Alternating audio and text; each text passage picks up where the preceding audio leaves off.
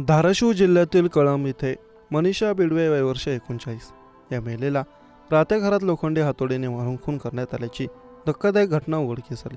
27 मार्चला पोलिसांना मिळालेल्या गोपनीय माहितीच्या आधारे घटनास्थळी धाव घेतली असता मनीषा बिडवे यांचे घर बाहेरून कुलूप बंद असल्याचे दिसले।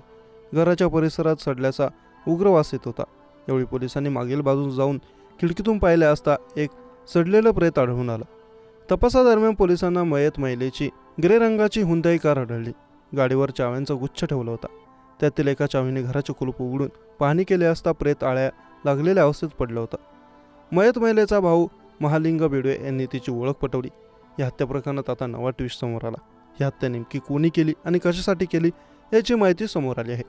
तर जाणून घेऊयात नेमकं काय घडलं। मिळालेल्या माहितीनुसार मनीषा बिडवे यांचा ड्रायव्हर असलेल्या रामेश्वर उर्फ रम्या जाधव भोसले याच्याशी शारीरिक संबंध होते।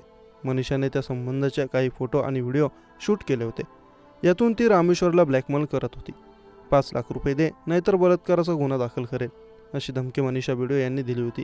याच कारणातून आरोपी ड्रायव्हरने रामेश्वरने आपली मालकीन मनीषा बिडवे यांचा खून करायचं ठरवलं। रामेश्वरने रागाच्या भरात लोखंडी हातोडीने तिच्या डोक्यावर वार करून खून केला। खून केल्यानंतर रामेश्वरने उस्मान गुलाब सय्यद या साथीदाराला घटनेची माहिती दिली। उस्मान सय्यद याने आरोपीला स्वतःच्या घरी लपवून ठेवलं आणि पोलिसांना माहिती देण्यास टाळाटाळ केली। या प्रकरणी पोलिसांनी आरोपी रामेश्वर भोसले आणि उस्मान सय्यद यांच्या विरोधात भारतीय दंड संहितेच्या कलम 103(1), 249 आणि 239 अंतर्गत गुन्हा दाखल केला। गोपनीय साक्षीदाराचा जबाब सीलबंद लिफाफ्यात ठेवण्यात आला आहे। या महिलेचे संतोष देशमुख प्रकरणाशी देखील संबंध जोडले जात आहेत। देशमुखांना अडकवण्यासाठी या महिलेचा वापर केला जाणार होता असा दावा सोमवारी सामाजिक कार्यकर्त्या अंजली दमाने यांनी केला होता। त्यामुळे या हत्येमागचा अनैतिक संबंधाचं कारण आहे की का राजकीय कारण याचा तपास पोलीस करत आहेत। संतोष देशमुखांच्या हत्या प्रकरणात सहभागी असलेल्या द्वारका नगरी येथे मनीषा बिडवे वय वर्ष 39 या महिलेच्या राहत्या घरात लोखंडी हातोडी मारून खून करण्यात आल्याची धक्कादायक घटना उघडकीस आली होती।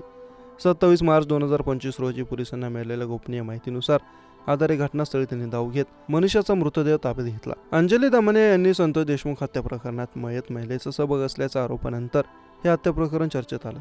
अंजली दमाने यांच्या आरोपानंतर पोलिसांनी तत्काळ गुन्हे दाखल करत 2 आरोपीला आतापर्यंत अटक केली आहे।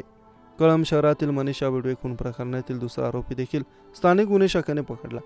कळंबपासून 10 किलोमीटरच्या अंतरावर आरोपी पकडला गेला। रामेश्वर उर्फ रम्या भोसले आरोपीला अखेर अटक केली गेली।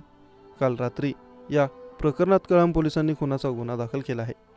चौकशीतून धक्कादायक माहिती समोर आली। मनीषा बिडवे यांच्या मागील ड्रायव्हर असलेल्या रामेश्वर उर्फ रम्या माधव भोसले याच्याशी मयत महिलेचे शारीरिक संबंध होते। मात्र मनीषाने या संबंधाचे फोटो आणि व्हिडिओ रामेश्वरला दाखवून 5 लाख रुपयांची मागणी केली होती, अन्यथा बलात्काराचा गुन्हा दाखल करण्याची धमकी दिली। यामुळे रामेश्वरने रागाच्या भरात महिलेला संपवलं। दरम्यान या प्रकरणी पोलिसांनी आरोपी रामेश्वर भोसले आणि उस्मान सय्यद यांच्या विरोधात गुन्हा दाखल केला आहे। अशातच आता दोन्ही आरोपींच्या मुसक्या आवळल्या आहेत। पुढील तपास पोलीस करत आहेत।